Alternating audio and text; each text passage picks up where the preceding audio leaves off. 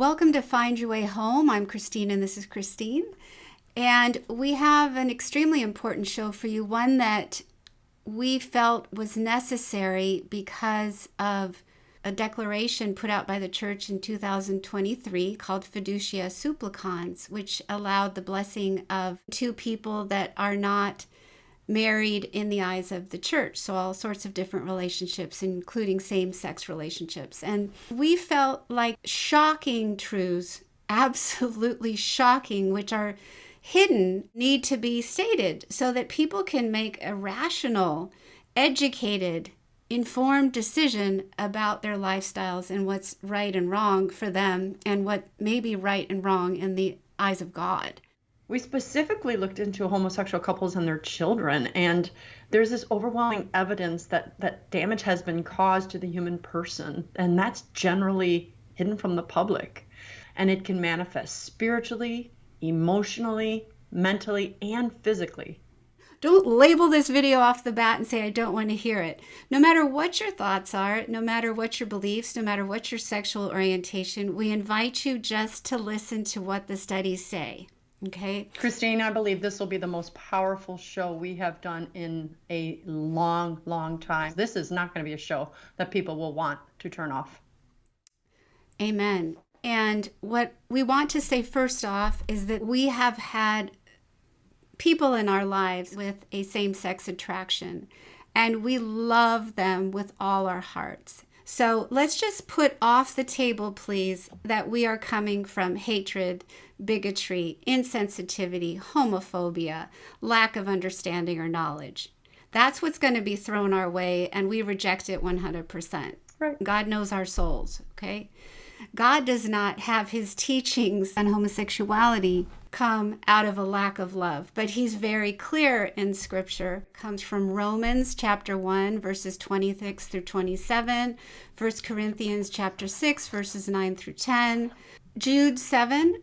Also see Leviticus chapter 18, verse 22, and Leviticus chapter 20, verse 13. So if you want to brush up on your biblical scholarship, it's also mentioned in the Catechism of the Catholic Church. We won't go deeply into that. It's a given. So any arguments that say the church teaches otherwise, that same-sex sexual acts are not a sin and they are not a serious sin, would be wrong.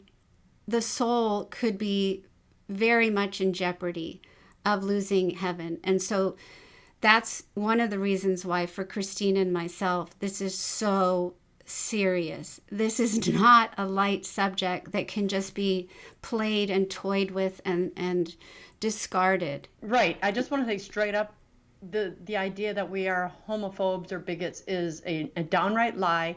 Very quickly, my own mother, who is my best friend, left my father for a woman, and I was raised in a lesbian household beginning at 8th grade. My older sister and I, we both learned later what we had done is we blocked it out. My mom said, oh, this is just my best friend. And though she slept in the same bed with her best friend, we allowed ourselves to believe that. My younger sister, though, and my younger brother were both traumatized and had to go through counseling. My mother is a devout Catholic, and we have studied about this and talked about this. She has lived a celibate life for the past 15 years because she knows that it does not line up with the Catholic faith that she knows so well and the truth that Jesus planted in her heart. This does not happen because of a gene. There is no homosexual gene. It doesn't exist. It's never been discovered. Dr. Whitehead, the author of the book, My Genes Made Me Do It, explains, quote unquote, identical twins have identical genes, Dr. Whitehead notes. If homosexuality was a biological condition produced inescapably by the genes, such as an eye color is, then if one identical twin was homosexual, in 100% of the cases, his brother would be too. But we know that in only about 38% of the time is the identical twin brother homosexual. So usually the other sibling is not homosexual. So that's what twin studies show. And there are additional studies, if you're looking at this nature-nurture component, that shows 87% of lesbians suffer a daddy wound or daddy trauma of some sorts.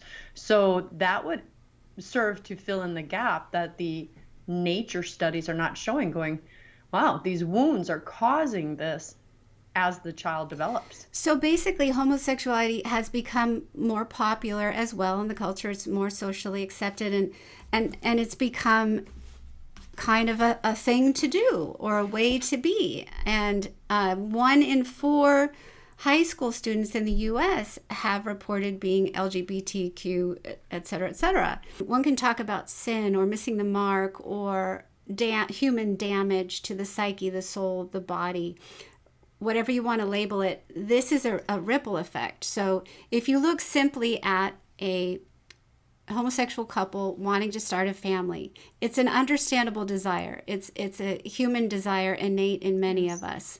So the argument, understandably so, is why can't we have a family? Why do only heterosexuals get a family? You're such bigots. You're not supporting us. But let's look at how it plays out. So, Christine Bacon and I talked about, especially when it comes to man sex, what that involves physically. And we marveled at how it causes injuries. It has to be done a certain way not to hurt the body. It's a place in the body where things should come out. Things should come out and not go in. And it's painful. It causes lesions. It's interesting that we can't even talk about it because we're... Can I say something, Christine? Yeah. I have a friend who is, he was sexually molested as a child. He was 5, 6, 7, and there was a 12-year-old that would trap him in the alley in the neighborhood and would anally sodomize him. And he is now 59 years old, and he said to me, sometimes my anus still bleeds. I have a couple of my clients who had anal sex forced on them. And the woman said to me the same thing, that it still hurts, it still bleeds.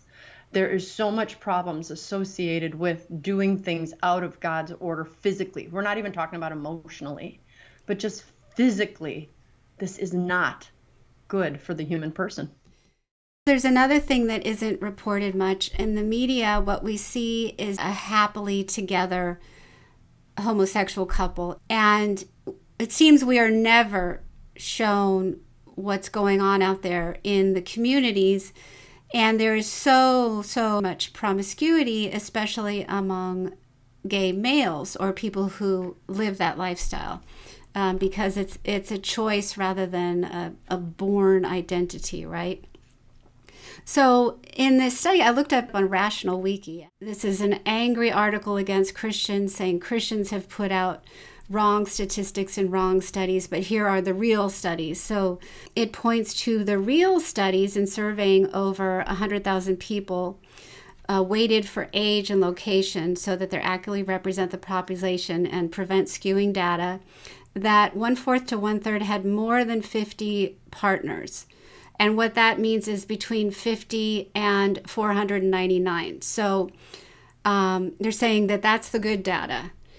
And that only 1.8% of gay men had more than 500 partners, which meant 500 to 1,000. Wow. And that about 1/3 said between 10 and 49 partners, and the rest was between 0 and 9. In 2009, there is a gay rights activist. He was very well known. He has since died. His name is Jens Hellquist, and on February 16th, 2009, he filed a complaint with the Canadian Human Rights Commission, and he said, "We're tired of watching many senseless premature deaths in our community that result from homophobia." So he blamed the deaths on homophobia. And he submitted a 10-page report. And this comes from his research and his words. Yeah. And he says, it seems that now that we can get married, because Canada was one of the first countries to allow gay marriage, it seems that now we can get married, everyone assumes that we don't have any issues anymore. A lot of the deaths that occur in our community are hidden. We don't see them. Those of us who are working the front line see them, and I'm tired of watching my community die. The report's list of health issues affecting, they called it queer Canadians, includes lower life expectancy than average Canadians, suicide, higher rates of substance abuse, depression. inadequate access to care, and HIV/AIDS. And then he said, we have higher rates of anal cancer in the gay male community. Lesbians have higher rates of breast cancer. Okay, so he's saying that homophobia caused that. Correct. And then he says, when Health Canada or anyone talks about health issues in the gay, lesbian, bisexual communities, they're talking about HIV/AIDS. And the reality is there is more LGBT people in this community who die of suicide each year than die from AIDS. There are more who die early deaths from substance abuse than die of AIDS.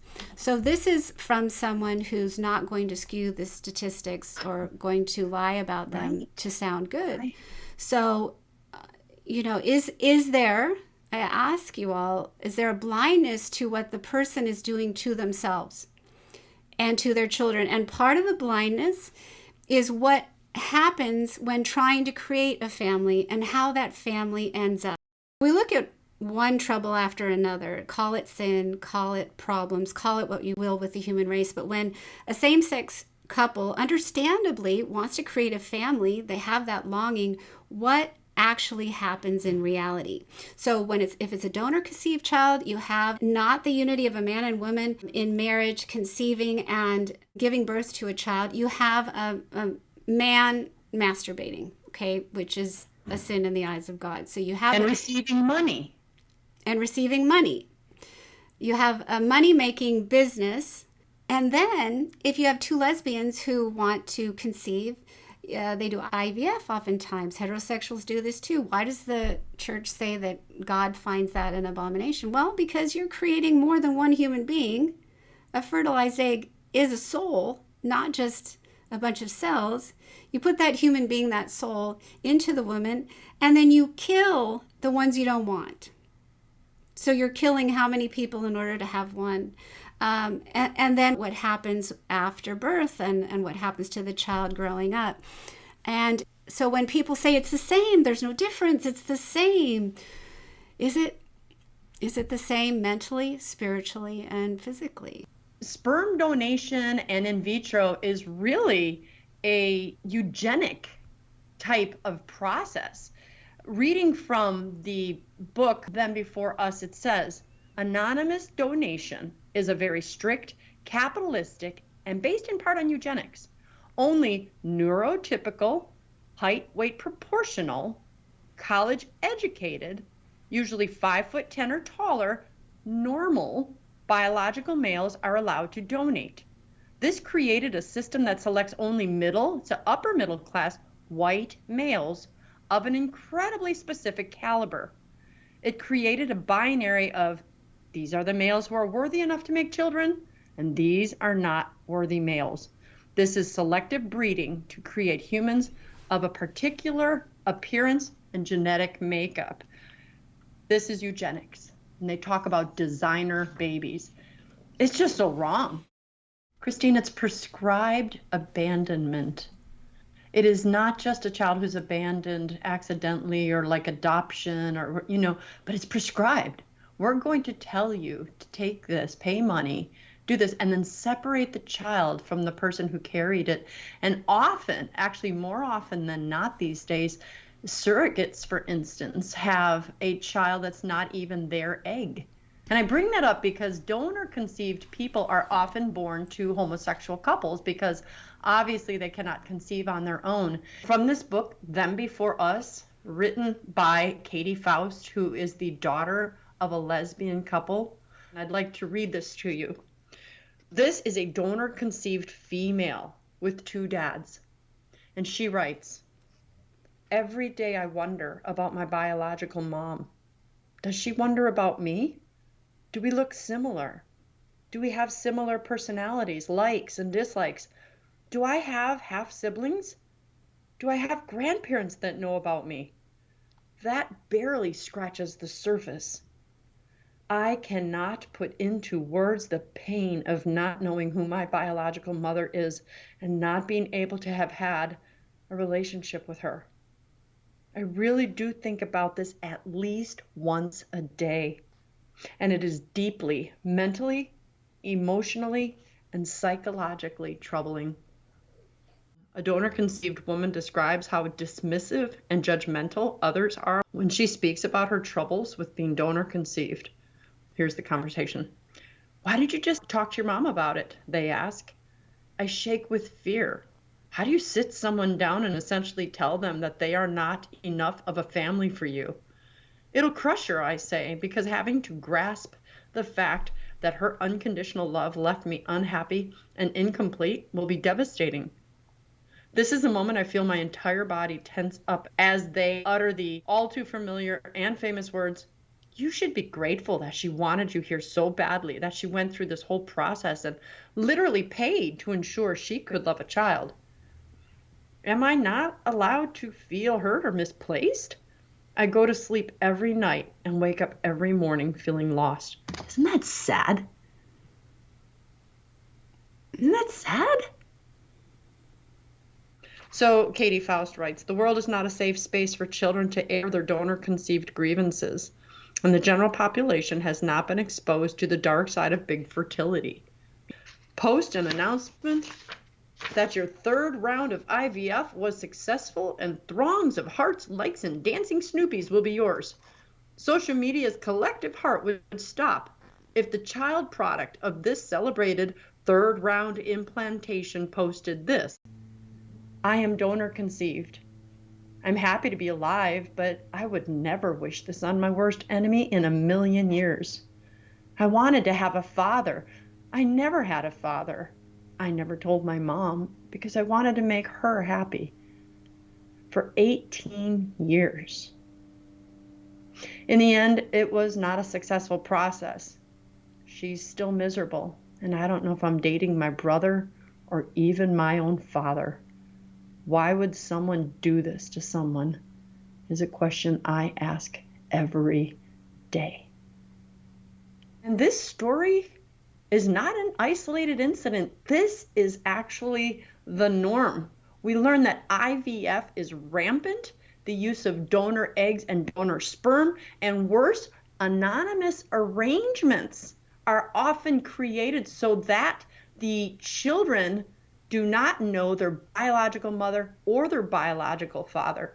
This is a means of protecting the parents, which takes no consideration for the child's needs. And I want to say one more thing. When I read this book, I was amazed at the things I learned. For instance, people commission twiblings. That is a real thing. That is taking two living embryos, identical embryos, twins, same mom, same dad, and implanting one in one mom and one in another.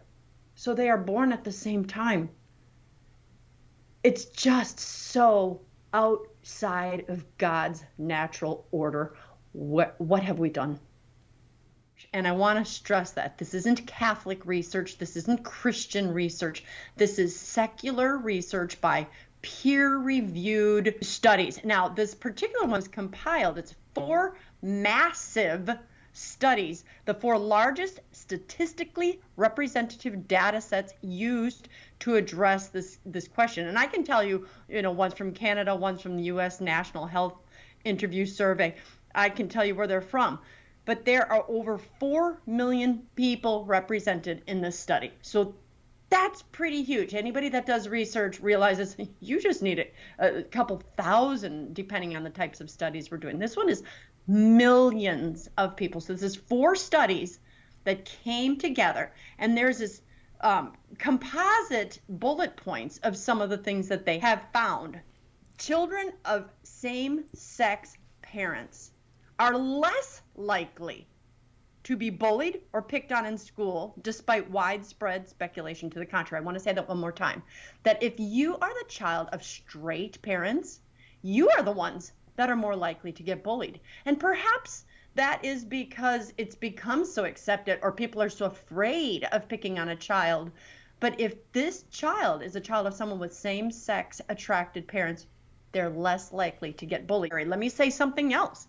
Again, secular research that compared to opposite sex parents, remember, children in the care of same-sex couples are 10 times more likely to have been sexually touched by a parent or other adult, and 4 times more likely to have been forced to have sex against their will.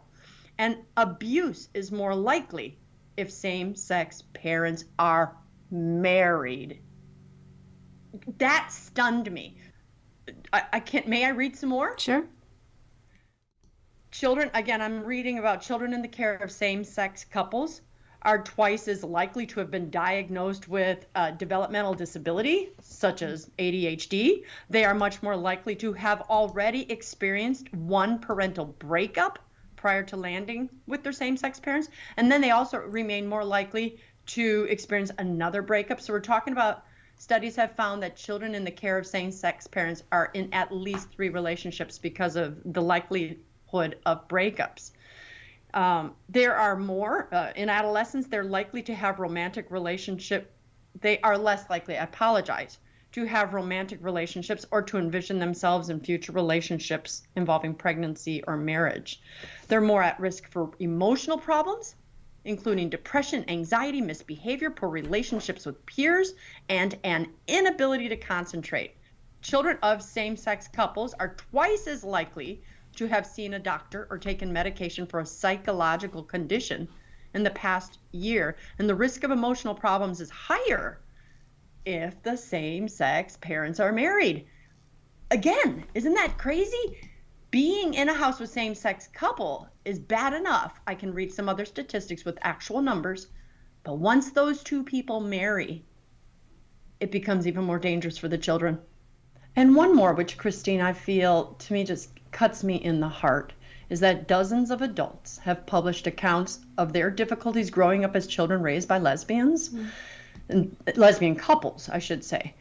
And some report horrendous abuse and instability, but the most common complaint is that despite having loving mothers, they struggled and felt incomplete without the relationship of a father. So basically it's saying every child with a same-sex couple is deprived of the care of both or one of his or her biological parents. They're missing a father or they're missing a mother, and that void is felt tremendously. This was written by Katie Faust and Stacey Manning. Katie Faust has been on my podcast, and she is a woman raised by lesbians as well. So she founded this organization called Them Before Us, and of course it's the title of this book. This is full of statistics like those that you and I are talking about here. And one of the most powerful graphs in here is one that shows the differences between a child raised in a same-sex family versus a child raised in opposite-sex parent family. The statistics are outrageously in favor of heterosexual parents in terms of a child's mental health. Suicide ideation is more than doubled. Quadrupled. Or almost quadrupled, right, for adolescents and adults. And then this is the one that really got me. 93.2% of adolescents of same-sex couples, they are going to be distant from their parents. So if you're a same-sex couple thinking, I'll have a child, that child will love me and be with me and be part of my life, wow. That's really not likely. In their adolescence, at least, they're 72.6% likely as an adult to be distant from that couple as well. And this is not the case in heterosexual parents. And then obesity gets to be twice as much in adulthood of those of same-sex parents. The stats just show that in every category, it is worse for the same-sex attracted to act out on it. And just to give some last studies that were given in this huge peer-reviewed published studies, having it posted right here in the show notes so you can read where every single one of these studies came from. They studied child with a same-sex couple is areas such as interpersonal violence, suicide and mortality. They studied STD and cancer risk. They studied infidelity. They also studied mental distress. Another category that people may not be aware of is maternal jealousy. When you have 2 lesbian moms, for instance, only one of them is biologically the mother of the child. And studies show the jealousy of the parent who doesn't biologically mother that child is 60%. 60%. again, approving of these relationships just shows that the pain goes far past just a man and a man desiring to marry or have the relationship blessed, or a woman and a woman desiring to have it blessed, because the outcomes just go so much further, like a ripple effect. It ripped my heart out. And we can have a link to some other shows that we've done that discuss some of the things that you and I are talking about. So this information will shock many of you.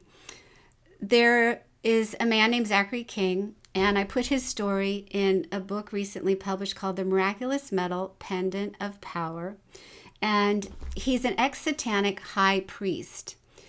And his job was to do spells and hexes so that evil things would happen in the world. A hex is a spell that requires a satanic ritual abortion for its efficacy, for Satan to have a lot of power. So at the Bohemian Grove, which is an event near where I live in Sonoma County in California, which has 1,500 to 2,500 men come, invitation only. The Freemasons do the security. The Illuminati invited Zachary as the high wizard. He came, and this multi-billionaire sidled up to him and said, I want you to cast a spell for me. He said, I want there to be on every television station, every network, I want them to have shows with gay characters. But not just that, I want their characters to be the funniest, brightest, most appealing, most handsome, most lovable characters in the shows. I want you to do the spell work for me, but not just a regular spell. I want a hex. So he knew what a hex was. He'd asked Zachary to do them before. Zachary pulled out his card and told him the coven would name a price. I already have one, said the billionaire. The World Church of Satan received, it was rumored to Zachary, between $500 million and $1 billion. So that's how much he paid for this hex. And Zachary thought that this request was outlandish. He thought it was too far-fetched. It could never happen because it was the late 1980s. And for those of you who weren't around then or weren't too aware of things then, that was a time when homosexuality was considered taboo and vastly unpopular. Being openly gay was a social death sentence. You didn't come out. You might get beat up. You might get hurt, ostracized by everybody.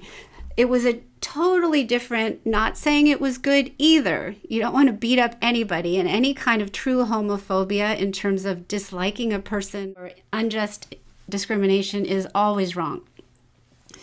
So what happened? Because there's been a flip in a lot of places, especially in the U.S. And I thought of this before the show, and it's astounding how I was literally silenced again and again. I could not say what we're saying in this show at all. I would be ostracized, not beat up physically, but basically probably not have my job anymore. Not talked to, thought of as a evil, ugly, small-minded, hateful, bigot, religious, old-fashioned, with my head in the wrong place. So in my job as a hospice worker, my supervisor was a lesbian, and she wasn't always that way. She decided to enter into a same-sex relationship after she was brutally raped. God bless her. So she found, and I tried to hide it. So I'm doing all the hiding now. I'm doing the secret running around, not telling people what I really think for fear of retribution. And so I hid a book I did, which, and in that book you can find it now. It's called Of Men and Mary. And in it is a story of a man who had a homosexual orientation and chose celibacy. And she found it so offensive, she held it up and said, "What's this?" And she started to rage at me, and normally we got along really well. And so she didn't even remember the rage. She was that angry. And then the warning book that I wrote, the Warning Testimonies and Prophecies of the Illumination of Conscience, also has that story in it. And the German publisher that bought the rights to the book was sitting on it and not publishing it. And we found out the reason why was because he was so scared to publish that story in a Catholic publishing company in Germany for fear of retribution. Isn't that crazy? So the only way that the book is now released in Germany is because I had to agree to have that story removed. So the story was silenced. When I was in theology school, I remember thinking, I should speak up on this. This is so rampant in terms of everyone's beliefs here.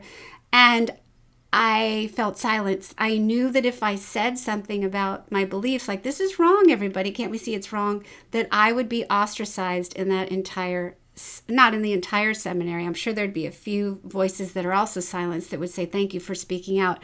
But I knew I'd be crushed and have a terrible time there. And I had so many friends. A few years ago, when I was giving a parish mission in Florida, I happened to mention in my talk that marriage was between a man and a woman. And I got approached by the staff member who invited me, and she said I should not have said that. One friend of mine, his partner was an ex-Catholic priest who died of AIDS during their relationship. And they were so sad. And I remember talking to my friend. He was so sad that his partner had died. And he said, we're so mistreated. We're so put down. That's why we're in so much pain. If only society, if only the church would open up to accept our relationships as blessed and holy and good, would we be happy? So there's definitely a belief that thinking that the act is harmful in any way is the reason for their pain. I'd like to read a really powerful story to you. This is from a young woman who had two moms, and she was forced to keep her feelings to herself for fear of being labeled a bigot by her own parents. I have no words for that. Here's her words. Do you know what it's like to grow up in a home where you long and crave for the attention of the man who gave you life? But your lesbian parents' militant gay politics say that the children don't need moms and dads, all they need is love. And anyone who agrees is an anti-gay bigot, even their own daughter. And another man, John, adds to, in his similar story, ends like this. He was also talking about being silenced and being forced to accept. And he said, it's like being asked to praise the knife that hurt you. Christine, I think the pressure that these kids are being forced to go through is worse than what you were saying earlier about being silenced. Imagine if your own story was silenced. Their silencing is tremendous. It can't be compared to ours in any way, shape, or form. You heard love is all that matters. Well, you're right. Love. And Jesus is love. Jesus teaches us truth. True love is speaking the truth. True love is not being silenced. I just want to challenge the viewer to think about where all this originally came from. Was it from God or was it from the enemy? And if you don't believe in God, was it from truth or is it covering up a ton of lies? And is there an order? Did God create us male and female? And is the family coming under attack like Our Lady in Fatima told Sister Lucia? Cardinal Carlo Caffarra, who received a letter from Sister Lucia in which she said, the final battle between the Lord and the kingdom of Satan will be about marriage and the family. Don't be afraid, she added, because whoever works for the sanctity of marriage and the family will always be fought against and opposed in every way, because this is the decisive issue. If you're lied to by society, if you're lied to by Satan, you think, how can me and my lesbian partner, how can me and my gay boyfriend possibly be ruining the family? How can you accuse me of that? I get it. You're lied to by Satan. We're not your enemy. You have an enemy. An enemy has fooled everyone who believes that this is a life-giving, holy thing that's going to make everything better if society just would accept it and not be homophobic.